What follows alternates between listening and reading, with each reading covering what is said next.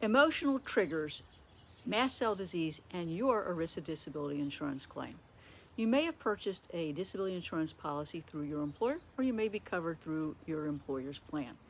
If you're like me and you have mast cell disease triggered by environmental factors, that can be a problem. But worse yet, many times triggers can involve psychological issues and even stress.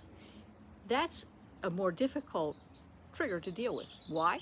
Because many disability policies or plans have mental nervous condition policy limitations that limit the payment of benefits to just 2 years if your disability is caused or even contributed to by a psychological condition. And the disability carrier is going to seize on your reaction to stress as a trigger in your ERISA disability claim for mast cell disease.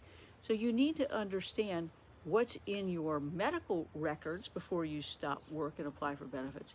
You need to understand what's in your disability policy and whether or not potentially there is the mental nervous policy limitation, or even worse, a subjective medical condition limitation, which will limit benefits to just 2 years.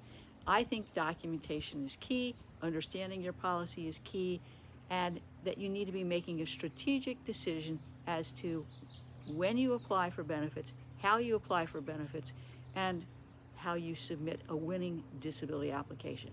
If your claim has been denied or terminated on the basis that there is a mental nervous policy limitation or there's a subjective medical condition limitation, it certainly is time for you to consult an experienced ERISA disability attorney such as myself.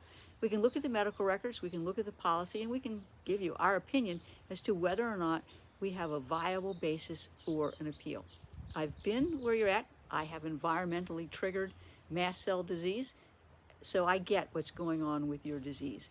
Call me today if you have any questions at 727-894-3188 for a complimentary consultation. I can help you regardless of where you live in the United States and regardless of who your disability carrier might be.